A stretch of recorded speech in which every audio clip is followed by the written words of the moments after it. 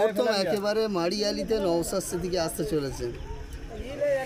দেখুন, আজকে এটা শওকত মোল্লার বর্ডার বললে ভুল হয় না। এটা শওকত মোল্লার বর্ডার। শওকত মোল্লা তো প্রচুর দাবড়াদাবড়ি করে, তো এই জায়গায় এখনও ভাইজান আসতে পারেনি। আজ ফার্স্ট আসছে, আমরা খুব আনন্দিত। তার জন্য আমাদের স্টেজটা এখনও তৈরি হয়নি, হচ্ছে। ভাইজান আসবে, আমরা খুবই আনন্দিত। আর দ্বিতীয় কথা হলো, আমরা রান্নাবান্না করছি, খাওয়া দাওয়ার আয়োজনও আছে এখানে। হচ্ছে কিনা ভাইজান আসবে, অনেক আনন্দিত আমরা। এই যে শেখ শাহজাহান অ্যারেস্ট হওয়ার পরে আপনারা কি বাড়তি সুবিধা পাচ্ছেন বসিরহাট লোকসভার মধ্যে? দেখুন, একটা কথা বলি যে শেখ শাহজাহান চলে গেছে, এখন আমরা অনেকটাই, শুধু সন্দেশখালি নয়, অনেক মানুষও নিরাপদে রয়েছে। যে অন্তত যারা সন্ত্রাস গুন্ডাবাজ এরা না থাকলেই তো মানুষ একটু মানে নির্ভয়ে একটু ভোট দিতে যেতে পারবে। কারণ যে আগ্নেয়াস্ত্র উদ্ধার হয়েছে সবাই জানে যে কি অবস্থা। এই আগ্নেয়াস্ত্রগুলো কোন কাজে ব্যবহার হতো? নিশ্চয়ই এই ভোটের কাজে ব্যবহার হতো। এইগুলো তো এখন তুলে নিয়ে গেছে, ওই জন্য আমরা এখন একটু নিরাপদে। আরও মিনাখায়, আমি বলছি সন্দেশখালী না শুধু, মিনাখা তো আমাদের সন্দেশখালীর পাশের বিধানসভায়, এগুলো সিবিআই তদন্ত হোক। এখানেও প্রচুর আগ্নেয়াস্ত্র আছে, এগুলো মানে এরা নিয়ে যাক, ইডিরা নিয়ে অন্তত সন্ত্রাস মুক্ত করুক, যাতে আমরা আগামী দিনে ভালোভাবে ভোট করতে পারি।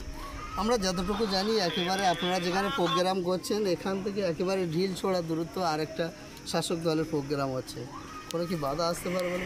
দেখুন, ওরা আমাদের দেখে হিংসা করে এইগুলো করছে, তবে দেখো ওদের হিংসে আমাদের জয়। ভাইজান আসছে, ওদের জন্য আমাদের প্রোগ্রাম থেমে থাকবে না, চাই কুচবি হয়ে যায়, আমাদের এই হবে। ওটা কি একই সময় দুটো প্রোগ্রাম? একই সময় দুটো প্রোগ্রাম নয়, কিন্তু ওরা ইচ্ছাকৃত করে এটা করছে, পায়ে পা দিয়ে ঝগড়া করার ইচ্ছুক। তো আমরা ঝগড়া যাব না, আমরা আইন বিরোধী কাজ করব না। ওরা যদি আইন বিরোধী কাজ করে সেটা প্রশাসন আছে, স্টেপ নেবে। এই যে সামনে 1 তারিখে এখানে ভোট আছে, কতটা প্রভাব পড়বে বলে মনে করছেন আইএসএফ?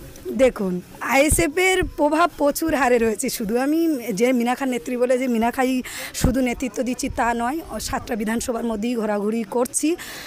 যেটা দেখছি, মানুষ অনেকেই হয়তো ভয়তে আসছে না সামনে, কিংবা মুখ খুলছে না।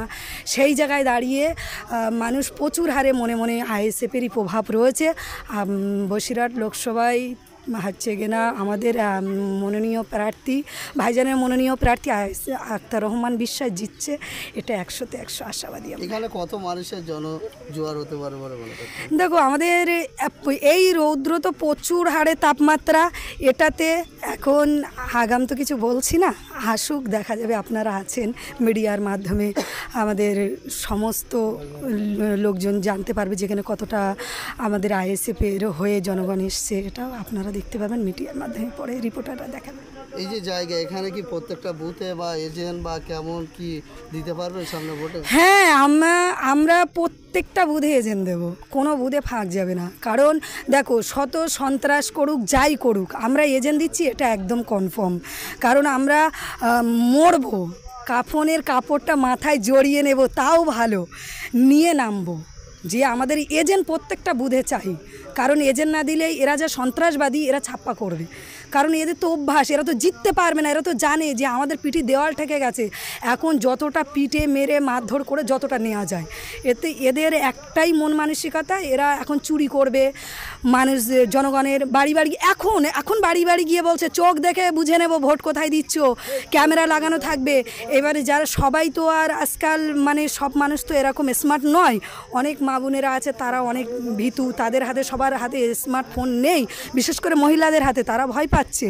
সেই জায়গায় দাঁড়িয়ে ওরা ভয় দেখাচ্ছে, তবে শত ভয়ে উপেক্ষা করে মানুষ ভোট দেবে আইএসএফে, এটা একদম শিওর। এই কিছুদিন আগে থেকে একেবারে বিভিন্ন জায়গায় বুথে বুথে নির্বাচন কমিশনের তরফ থেকে যারা প্রতিবন্ধী এবং যাদের বয়স বেশি হয়ে গেছে তারা ভোট দিচ্ছে, সে জায়গায় কি আপনারা থাকছেন নাকি না? আমরা থাকছি, থেকে ভোট প্রত্যেক জায়গায় থাকার চেষ্টা করছি, করে ভোটগুলো করে নেওয়ার চেষ্টা। প্রথম কথা হলো কী বলে তো, আমাদের মিনাখার অবস্থা একটু বলি। এই সেই জায়গা যেখানে দাঁড়িয়ে 2023 সালে আমরা পঞ্চায়েত ভোটে মনোনয়ন জমা দিতে পারিনি, সেই জায়গায় দাঁড়িয়ে ভাবুন, তারা সৌদি আরবে গিয়ে কিন্তু মনোনয়ন জমা দিচ্ছে, আর আমরা বিরোধী দলেরা কিন্তু সেখানে গিয়ে মনোনয়ন জমা দিতে পারছি না। এই আইয়ুব গাজীর নেতৃত্বই কিন্তু ওখানে বাহিনী মোতায়েন করা হয়েছিল, টিএমসির গুন্ডা মাস্তান মোতায়েন করা হয়েছিল, সেটা আমরা মিডিয়ার মাধ্যমে তুলে ধরার চেষ্টা করেছিলাম। রিপোর্টাররাও ভয়তে আসতে পারেনি। কিন্তু 23 সাল আর 24 সালের মধ্যে অনেক ডিফারেন্স আছে। এবারে আমরা বলছি তো, আরও একবার রিপিট করছি, আমি মাথায় কাপড়ের কাপড়টা বেঁধে নিয়ে নামবো। আমাদের বসিরহাট লোকসভা চাই, কারণ আইএসএফের যা প্রভাব রয়েছে, আশা করি আইএসএফ জিতছে। তার জন্য আমাদের একটু জোর কদমে লড়াই করতে হচ্ছে, আর আমরা করব। শাসক দল একেবারে ভোটের মুখে তারা 500 থেকে 1000 টাকা লক্ষ্মী ভাণ্ডার করেছে, তারা বলছে এটা বেশি প্রভাব পড়বে, কী বলবো? দেখুন, আমি এটা মনে করছি, ওরা মানে অনেকেই মানুষ ঘুমিয়ে শস্যের ফুল দেখে, ওরা হয়তো দেখছে 1000 লক্ষ্মীর ভাণ্ডারটা আমি আজও মানে প্রত্যেকটা জায়গায় আমি তুলে ধরতে চাই। মানে আমাদের মাননীয় মুখ্যমন্ত্রী, উনি তো আর কালীঘাটের বাবার পৈতৃক সম্পত্তি বিক্রি করে দিচ্ছে না, এটা আমাদের ট্যাক্সের টাকায়। আর যেভাবে মানে জিনিসপত্র যেভাবে মানে দিন দিন দাম বেড়েই চলেছে, সেই জায়গায় দাঁড়িয়ে মানে বড় বড় নেতারা মরছে না, মরছে খেটে খাওয়া দিন আনা দিন মানুষগুলোই মরছে।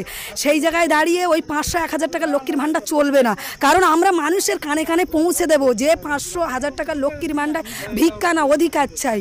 কারণ ভিক্ষে আমাদের রাজ্যের মাননীয় মুখ্যমন্ত্রী এমনই একটা মানুষ যে আজকের রাজ্যেই শিক্ষা চুরি হচ্ছে, তিনি তো একজন মাননীয় মুখ্যমন্ত্রী, মহিলা মুখ্যমন্ত্রী থাকা সত্ত্বেও আমাদের মা আগে সন্তানের হাতে পেন তুলে দেয়। কিন্তু এ কী ধরনের মানে রাজ্যের মুখ্যমন্ত্রী, তিনি তো একজন মহিলা, কিভাবে খাতা পেন কেড়ে নিচ্ছে, মিড ডে মিলে বাচ্চাদের খাবারটাও চুরি করছে। এরা কতটা নিচে নামলে যে এরা মন মানসিকতা পরিচয় দেওয়া যায়, সেটা এখন শাসক দলের দেখে মানুষ শিখছে, জানছে। মানুষ আজকাল আর মানে নেই, বোকা নেই, তারা কিন্তু আজকে জেনেছে, মানুষ জনগণ সাড়া দিচ্ছে, তাদের কোনো চলবে না, ওসব 500-1000 টাকা লক্ষ্মী ভাণ্ডার চলবে না। এখন একটা প্রকল্পের কথা বলছে যে এখন আবাস যোজনার ঘর দেওয়া হচ্ছে, ঘর দিচ্ছে, ওরা লিস্ট নিয়ে প্রত্যেক বাড়ি বাড়ি যাচ্ছে। এটা আমি মনে করছি যে ওরা করছে, মানে মানুষকে বোকা বানানোর জন্য এই বাড়ি বাড়ি গিয়ে মিথ্যা কথাগুলো বলছে। তা মানুষ মিথ্যা কথাই ঘুরবে না, মানুষ যেখানে ভোট দেওয়ার, মানুষ তাদের ভোটটা তাদের নিজের গণতন্ত্র প্রক্রিয়ায় তাদের অধিকার, তারা কোন জায়গায় ভোটটা দেবে তারা ঠিক সময় আসলে বুঝিয়ে দেবে। আর মানুষ এখন তো 100-তে 100 আইএসএফ চাইছে, বেশি তো মানে ইয়াং ছেলে মেয়ে এবং বাড়ির মহিলারা বেশি চাইছে। ও 2-1টা ভোট বয়স্ক লোকেরা যারা 4 হাত দাঁড়িয়ে রেখে 50,000 টিএমসি থেকে গিলে রেখেছে, তারাই দেবে টিএমসির ভোটটা, আদার্স কেউ দেবে না। আরও 2-1জন যদি দেয়, তারা হয়তো ভয়তে 2-1জন দিতে পারে।